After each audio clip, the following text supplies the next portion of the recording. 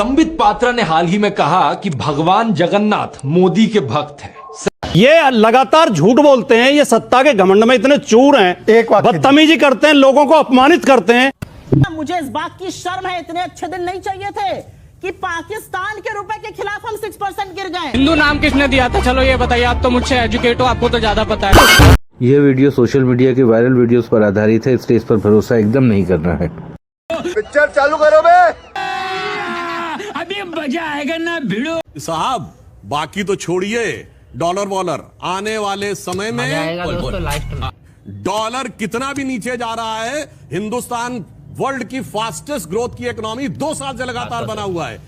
अरे झूठ बोल रहा है। जिसे हम कहें, हम यहाँ वो दिन लद गए जब रुपया डॉलर की लैला हुआ करता था। अच्छा, कि पीठ पे चाबुक पड़ता था मजनू के और लैला के पीठ के ऊपर वो आ जाया करता था। अगर ऐसा होता तो ईयू से लेके, यूएई से लेके, ब्रिटेन से लेके, ब्रिटेन का कीथ स्टीमर क्या कहता है? Biggest ever business delegation taken by any British prime minister, it is in India. Mumbai में आके उतरा है, फिर भी किसी को नजर नहीं आ रहा है। मैं बस उसी पे बात करती हूँ। हाथ कंगन को आरसी क्या, पढ़े लिखे को फारसी क्या। रुपए की बात कर रहे हैं, ठीक है भाई, डॉलर गिर रहा है तो गया बेटे। दुनिया की तमाम करेंसी इंक्लूडिंग एशिया की करेंसी इस डॉलर के खिलाफ स्ट्रेंथन कर रही हैं। हम एशिया की वर्स्ट परफॉर्मिंग करेंसी क्यों हैं? मैं नहीं बताऊंगा। अरे भैया, मुझे इस बात की शर्म है, इतने अच्छे दिन नहीं चाहिए थे कि पाकिस्तान के रुपए के खिलाफ हम 6% गिर गए। बांग्लादेश के टका के खिलाफ गिर रहे हैं, श्रीलंकन करेंसी के खिलाफ गिर रहे हैं, और सुन लीजिए, यूरो के खिलाफ गिर रहे हैं, सिंगापुर डॉलर के खिलाफ गिर रहे हैं, ऑस्ट्रेलियन डॉलर के खिलाफ गिर रहे हैं। शर्म करो, शर्म। तो रुपए की जब आप बात करते हैं तो इन सब चीजों का जवाब दीजिए कि डॉलर के गिरने के बावजूद रुपया स्ट्रेंथन नहीं हो रहा है, गिरा करेंसीज के कंपैरिजन में बोल रहे हैं। अंजना जी, एक मिनट, बहुत लंबा बोले थे। मुझे लगता है सास प्यारी समझ गई। बहू के सीरियल्स के साथ साथ मुशायरे का भी बड़ा शौक रखते हैं, बार बार मुशायरा, ढंग की बात करते नहीं है। अरे जब बेइज्जती है। अरे भैया, वहाँ का प्राइम मिनिस्टर कितने लोगों को ले आया मेहमान नवाजी से, उसका क्या फर्क पड़ता है? आपने डिबेट शुरू किया था। अरे आपने डिबेट शुरू किया था पर कैपिटा इनकम से। हिंदुस्तान की पर कैपिटा इनकम $3000, अमेरिका की पर कैपिटा इनकम $90,000 और यूके की पर कैपिटा इनकम $60,000। बात तो सही है। कौन सा कंपैरिजन कर रहे हैं? और अच्छी बात यह है कि हिंदुस्तान की बात करिए ना, आपका एक बब्बर शेर था, मेक इन इंडिया। अरे बाप रे, मिमिया क्यों रहा है? 12.8%। करवाली बेइज्जती। हम यहाँ आए हैं, ये पानी की खाली बोतल है, यहाँ पानी भरा था, हम इसमें पानी भरेंगे, उसके बाद इसकी टेस्टिंग करवाएंगे। तो आप देख सकते हैं, ये भरा हमने नाली का गंदा पानी। चलिए अब इसकी टेस्टिंग के लिए वार्ड 70 के निगम दफ्तर चलते हैं। संजय भाई कहाँ हो यार, तुम टेस्ट करो तो। टेस्ट कर लो। हाँ, पानी हल्का सा कुछ आप जो रहता है ना, इसमें बूंद डालने से पता चलता है पीला है क्या कुछ। तो पीला नहीं हुआ? नहीं, कुछ भी नहीं है, पानी साफ है। पानी साफ है। अरे ये क्या, निगम कर्मचारी ने तो इस नाले के पानी को पीने लायक बता दिया। चलिए अब यही पानी लेकर दूसरे निगम दफ्तर चलते हैं। याद रखिए, ये वही पानी है जो हमने नाले से भरा। वार्ड 60 में रिपोर्टर ने सुपरवाइजर से गंदे पानी की जांच कराई तो उन्होंने भी पानी को क्लीन चिट दे दी। जब हमने बताया कि ये नाली का पानी है तो उनके होश उड़ गए। कह दिया कि ये पानी आप पी सकते हैं। अभी आप ये मुझे नहीं बताते ना नाली का पानी है, हाँ। तो मुझे नहीं मालूम था कि वो नाली का पानी है, मैं तो उसे पी भी लेता। तो इसी तरह मुझे भी नहीं मालूम है कि ये नाली का पानी। तो देखा आपने, जल सुनवाई में किस तरह पानी की जांच की जा रही है। अगर नाले का पानी शुद्ध है तो फिर नल के पानी की टेस्टिंग में क्या होगा? दैनिक भास्कर के रियलिटी चेक में ये चौंकाने वाली सच्चाई सामने आई। चलिए अब वार्ड 44 के हाल भी देख लेते हैं। पानी बहुत गंदा आ रहा है, बिल्कुल नाली जैसा पानी आ रहा है। वो 1 घंटे के अंदर जो नल चलता है उसमें कम से कम बता रहा हूँ 45 मिनट गंदा पानी आ रहा है। इतना गंदा आ रहा है कि मतलब अपन तो उसके बदबू के पास बदबू आ रही है। रहवासी शिकायत लेकर पहुँचे तो उन्हें भी वही रटा हुआ जवाब मिला, पानी शुद्ध है, आपका पानी भी साफ है। हमारी टीम शहर के 5 वार्डों में पहुंची। हर जगह पानी जांच की स्थिति गंभीर दिखी। संबित पात्रा ने हाल ही में कहा कि भगवान जगन्नाथ मोदी के भक्त हैं। सही सुना आपने दोस्तों, भगवान को ही मोदी का भक्त बना दिया। मोदी को भक्त जगन्नाथ क्या बात कर रहे हैं? इतना ही नहीं, इससे पहले 2017 में संबित पात्रा ने कहा था कि मोदी इस देश के बाप हैं। तो मोदी जी आपके चाचा हैं क्या? मेरे चाचा नहीं, तो कौन है? इस देश के बाप हैं। यही नहीं, अभी और सुनिए। लेकिन मुझे नहीं लगता दोस्तों मोदी के सपोर्टर्स को इन बातों से कोई आपत्ति होगी। अगर आपत्ति होनी होती तो तभी हो जाती जब नवंबर 2023 में बीजेपी के ऑफिशियल हैंडल ने इस फोटो को ट्वीट किया था। नरेंद्र मोदी को शेषनाग के साथ दिखा दिया और लिखा ओम श्री वेंकटेश्वर राय नमो नमः। सब क्या देखना पड़ रहा है। आपत्ति होनी होती तो तभी हो जाती जब बीजेपी कर्नाटका ने इस फोटो को ट्वीट किया था और बीजेपी नेता शोभा करंदलाजे ने इस फोटो को ट्वीट किया था जिसमें नरेंद्र मोदी को भगवान राम से भी बड़ा दिखा दिया। मेरी मोदी भक्तों से अपील है, जब आप लोगों ने अपना एक नया भगवान चुन ही लिया है तो मोदी पंथ नाम से एक अलग रिलीजन भी बना लो ना अपना। हिंदू धर्म के साथ क्यों खिलवाड़ करते हो? दूसरी पॉलिटिकल पार्टीज हंगामा करती हैं तो बीजेपी वाले इन ट्वीट्स को डिलीट करते हैं। अब संबित पात्रा ने भी इस वीडियो को लेकर कहा कि जुबान फिसल। मैं नहीं मानता। पूछने वाली बात यह है कि क्या ये वाकई एक स्लिप ऑफ टंग है? जुबान एक बार फिसलती है, ये नहीं कि बार बार जुबान फिसलती रहे और बार बार आप लोग नरेंद्र मोदी को भगवान से बड़ा बनाते रहो। बार बार आप लोग ये कहते रहो कि नरेंद्र मोदी तो देश के बाप हैं। बीजेपी शासित राज्यों में मुसलमान सेफ है क्या अनसेफ है?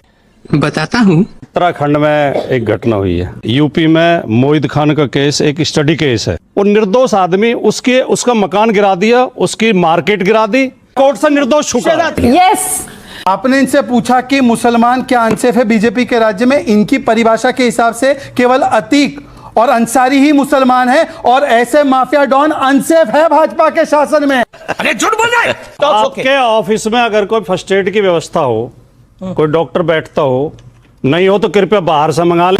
मगर क्यों? मेरे भाई के कान साफ करवाएं। मैंने मोहित खान का नाम लिया था, मैंने आतिक अंसारी और मुख्तार अंसारी का नाम नहीं लिया था। ये लगातार झूठ बोलते हैं, ये सत्ता के घमंड में इतने चूर हैं, बदतमीजी करते हैं, लोगों को अपमानित करते हैं। बड़ा हरामी हो बेटा। आप लोग को आदत होगी फर्स्ट एड से कान की क्लीनिंग करानी, हम क्लीनिंग बुलडोजर से कराते हैं। राजकुमार भाटी जी चढ़ जाएगा ना तो बिलकते रहोगे। इन्होंने अभी धमकी दी बुलडोजर की। अभी मजा आएगा ना भिड़ो।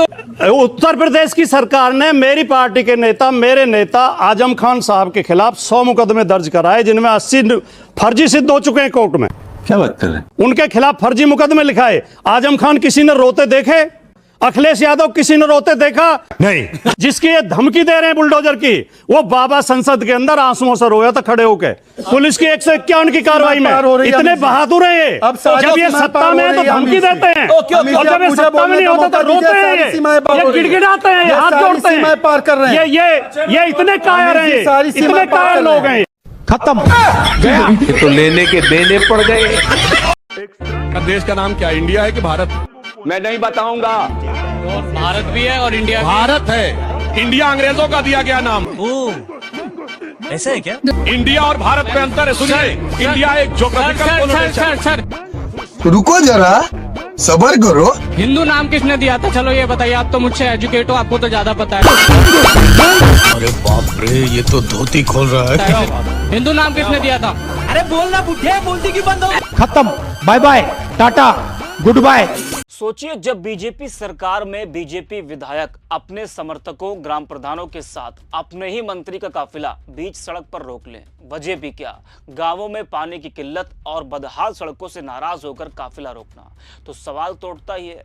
महोबा में कैबिनेट मंत्री स्वतंत्र देव सिंह के काफिले को बीजेपी विधायक ब्रजभूषण राजपूत और 100 ग्राम प्रधानों ने बीच रास्ते रोक लिया।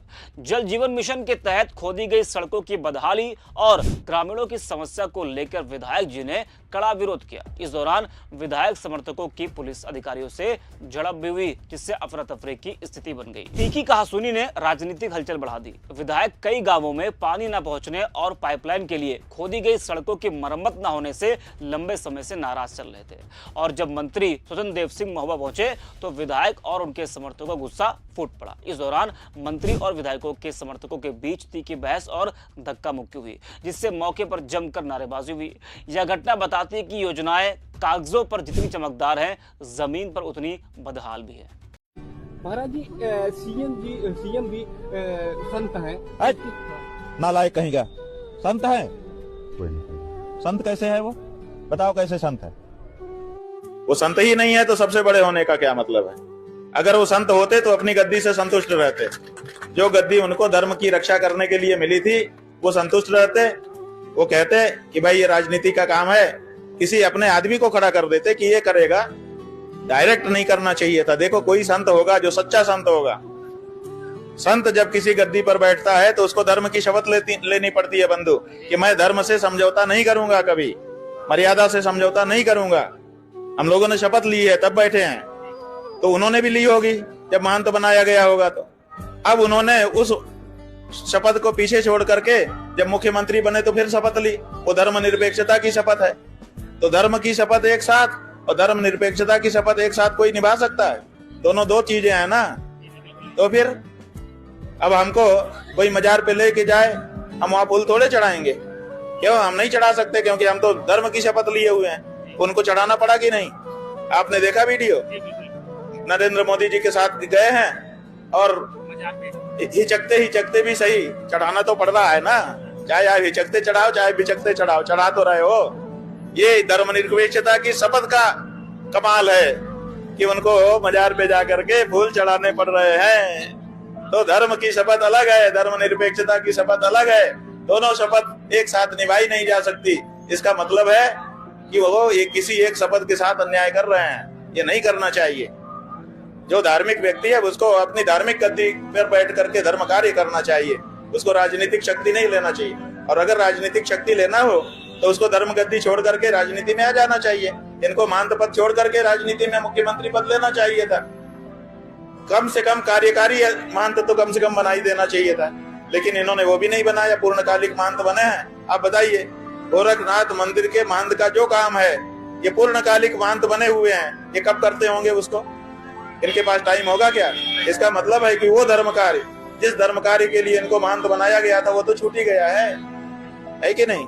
ये बात है। तो यही सब बातें हैं जिनका विचार किया जाता है। रानी लक्ष्मीबाई को आजकल हिंदुत्ववादी जो है बहुत रानी लक्ष्मीबाई का तस्वीर लगवाते हैं। हिंदू बहादुर रानी है। रानी लक्ष्मीबाई झांसी छोड़ना पड़ा था। क्यों छोड़ना पड़ा था? कि अंग्रेजों के और उनके दलालों ने घेर लिया था और उनके दो मुसलमान जो कमांडर थे, एक घोड़सवार सेना का और एक तोपखाने का, वो दोनों जो थे, दोनों मुसलमान थे पठान। उन्होंने कहा कि आप यहाँ से निकलिए, हम लोग देखेंगे, और वो दोनों वहां शहीद हुए। तो रानी लक्ष्मीबाई को ये समझ में आ गया कि अगर हम ग्वालियर का जो सिंधिया जो राजा है, जो आरएसएस का परिवार, जहां पूरा आरएसएस पला बढ़ा, उसको अगर कब्जा नहीं करेंगे, वो असली दलाल जो है, तो अंग्रेजों को नहीं भगा सकते। तो she came to attack Gwalior. ये कोई नहीं जानता है कि रानी लक्ष्मीबाई झांसी के किले में शहीद नहीं हुई नेहा जी। वो कहाँ शहीद हुई? ग्वालियर के किले में। हाँ, और वहां पर भी उनके साथ धोखा हुआ। जो सेना आनी थी वो सब आसपास से जो मदद के लिए सेना आनी थी, कानपुर से सेना आनी थी, वो नहीं पहुंच पाई और उसके बाद वो शहीद हुए। अंग्रेज सेना में क्या होता है कि अगर आप किसी भी आदमी को मारते हैं और खासतौर पे किसी अपना जो एडवर्सरी है वो राजा है या कोई बड़ा जमींदार है, सब है, तो उसकी बॉडी आपकी होती है। वो आज भी नियम है वो अंग्रेजी सेना में। तो उनका जो हथियार है, जो कपड़े हैं, जो सब चीजें वो आपको मिलती है। तो जिस कमांडर ने उनको गोली मारी और तलवार मारी और उनको शहीद किया, उसने जो रिपोर्ट भेजी है, उस रिपोर्ट से मैं आपको एक पढ़कर बता रहा हूं कि मैंने मारा, ये उनके पास ये थी, बच्चा वहां पड़ा हुआ था, ये तलवार थी, ये सब था, वो सब था। और उनके ऊपर उनकी मुसलमान नौकरानी जो बचपन से उनके साथ साए के तरह रहती थी, वो उन पर मरी हुई पड़ी थी। बचाने की कोशिश। हाँ, मंजर, उसने नाम रखा मुंदर दिया क्योंकि वो क्या था, मुंजर नाम उसका है। मुसलमान लड़की, वो कह रहा है मुसलमान लड़की जो बचपन से साए की तरह उनके साथ रहती थी। आपको हमारा वीडियो कैसा लगा कमेंट करके बताइएगा और हाँ, इस चैनल को सब्सक्राइब करना नहीं भूलना है। धन्यवाद। जय हिंद, जय भारत।